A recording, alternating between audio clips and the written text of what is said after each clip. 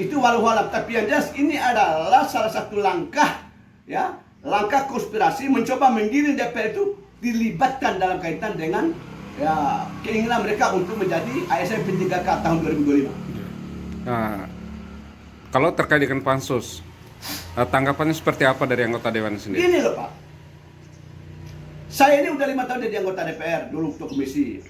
Saya pernah beberapa kali bentuk pansus, kita tidak pernah lolos. Kenapa? Karena minoritas kan. Sekarang bentuk pansus, pakai otak dulu. Yang mau bentuk pansus itu siapa? Anggota DPR siapa? Apa masalahnya? Bentuk pansus itu apabila ada kesalahan, ada kasus. Tahu nggak pansus apa? Panitia khusus. Panitia khusus mau dibentuk ini adalah untuk menelusuri adanya kesalahan, kejahatan yang terjadi. Pertanyaan saya, apakah ada kejahatan yang terjadi ini? Saya sepakat kalau pansus ini menelusuri siapa 1.000 lebih orang ini. Ya, saya sepakat kalau seandainya yang lulus P3K kemarin adalah banyak data fiktif atau rekayasa administrasi. Saya sepakat. Ya, tapi kalau ada yang mau bentuk pansus untuk menggolkan, saya akan lawan dengan mereka. Siapapun mereka ke depan. Di dalam pemilihan Irfan, jangan sekali-kali mencoba kami diganggu dengan cara-cara jahat memuluskan kejahatan yang sudah ada. Itu. Nggak gampang bentuk pansus ini. Pansus apa dulu? Pansus itu dua.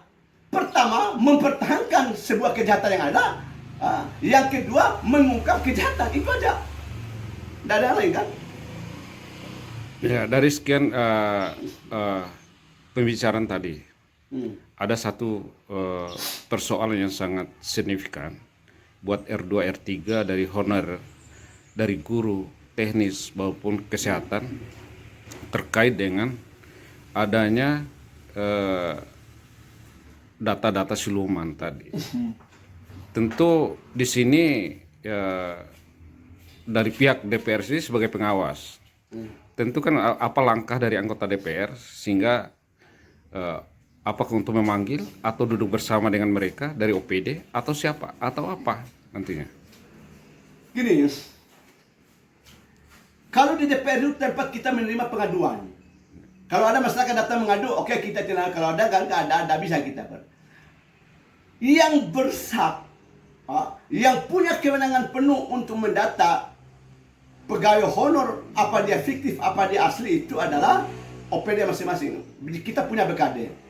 BKD tinggal panggil aja semua OPD.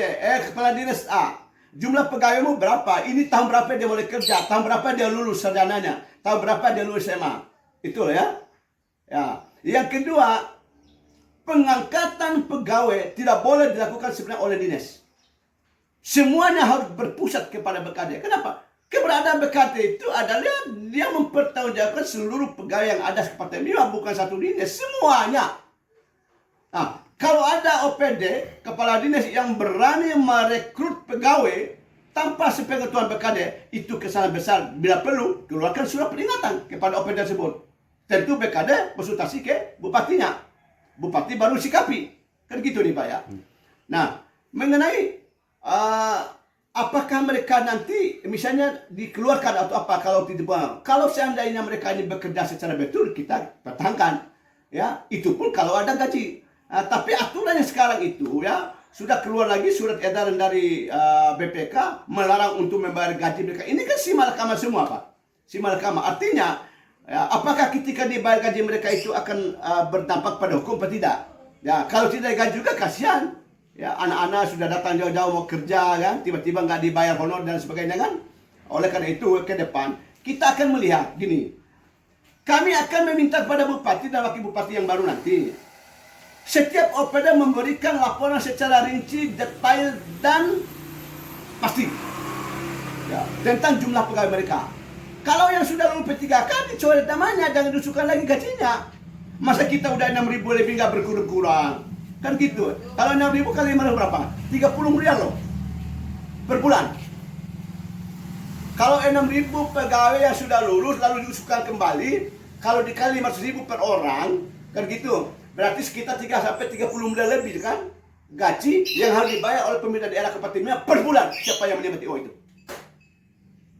Inilah yang dilakukan di Polda NTB itu gitu loh. Untuk membuktikan siapa sesungguhnya yang terlibat dalam melakukan kejahatan dugaan korupsi terkait pengangkatan pegawai honor ini?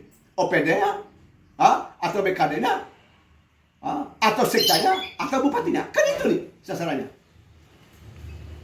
Ya. Itu aja. Untuk kedepannya terkait dengan konflik ini, ini kan tidak bisa ketemu dari sekian tadi ya, apa yang dibicarakan tadi. Tentu ada solusi-solusi yang tepat untuk teman-teman ini. Gini, yang belum lulus itu tunggu formasi berikutnya 2025. Kalau bicara formasi itu, Pak wartawan, kita bicara kemampuan daerah. Misalnya APBD kita sekarang 70%, ya sudah dipangkas habis untuk gaji pegawai. Nah, tapi dengan berkurangnya itu nanti misalnya setelah diperbaiki semua, dirasionalisasi semua anggaran yang ada, ya mungkin nanti itu akan ada pertimbangan. Kalau tahun 2024 kita dapat jatah 2.300 lebih ya formasi ya, mungkin tahun 2005 di bawah itu atau di atas itu, kan tergantung dari kemampuan daerah. Artinya gini, sisa pegawai kita itu yang prioritas berapa? Tinggal THK 2 misalnya, THK 2 tinggal berapa? Mestinya ke depan itu THK 2 diselesaikan dulu. Orang sudah mengabdi puluhan tahun itu diselesaikan dulu, baru database nasional, artinya non ASN yang masuk database nasional. Nah, ketika database nasional itu bicara, nanti kalau database nasional kan bicara perankingan nilai.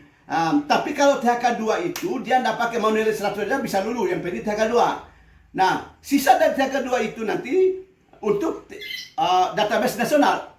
Nah, kalau seandainya nanti ada 2 buka tahapan untuk database masuk nasional dan untuk yang tidak masuk database